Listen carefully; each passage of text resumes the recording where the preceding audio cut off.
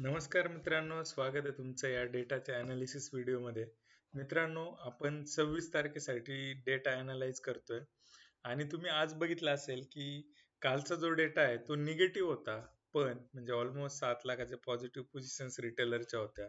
5.25 lakh quantity F आयज घेऊन गेला होता आणि ऑलमोस्ट 2.25 लाखाच्या क्वांटिटीज प्रोच्या होत्या शॉर्ट साईडला. ओके, पण तरी मार्केट आज वरती क्लोज झालं. जे इंट्राडे मुवमेंट कशा कॅप्चर करायच्यात हे तुम्हाला मी शिकवले आणि त्यासाठी दिवसभराचं जे गणित आहे ते 10:30-11 नंतर क्लिअर झालं होतं की डायरेक्शन थोडीशी पॉझिटिव्ह त्या ठिकाणी राहू शकते. ठीक आहे, तर मित्रांनो, जो डेटा आहे तो थोडासा वाइंड अप होताना आपल्याला त्या ठिकाणी दिसला.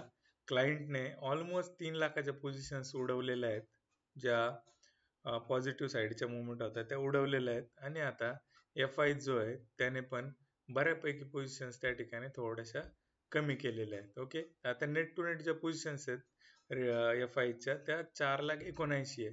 पण ग्लिच हा आहे मित्रांनो, या ठिकाणी तुम्ही बघू शकाल पुट जे शॉर्ट पुट आहेत तिथून त्यांनी पोझिशन्स वाढवलेल्या आहेत. म्हणजे आता हा 24,900 ची जी लेवल आहे ती एक शॉर्ट टर्म बेस असू शकतो, किंवा ऍटलिस्ट ही एक्सपायरी या लेवलला सस्टेन करू शकते अशा अँगलचा हा डेटा आहे.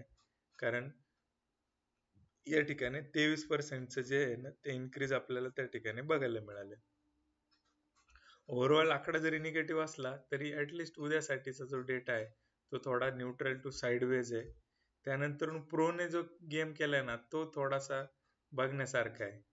पुट जे शॉर्ट्स आहेत तिथे त्यांनी पुट शॉर्ट्स आहेत ते ऑलमोस्ट 1 लाख क्वांटिटीने वाढवलेत आणि त्यांचे जे डायरेक्शनल निगेटिव्ह होत्या म्हणजे 1,67,000च्या त्या आता फ्लॅट आणून सोडलेल्या आहेत. म्हणजे अजून पुढे काय व्हायचं ते होईल, पण ऍटलिस्ट आम्ही ह्या लेवलला आता कम्प्लीट हेज त्या ठिकाणी करून चालतोय असा संकेत त्या ठिकाणी प्रो आपल्याला देतोय.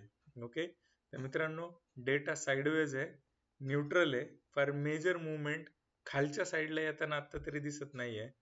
साईडवेज राहू शकते, मे बी थोडंसं 20-30 पॉईंट निगेटिव्ह पण दिसू शकते, पण असं मेजर फॉल त्या ठिकाणी आत्ता तरी आपल्याला डेटावरती दिसत नाहीये.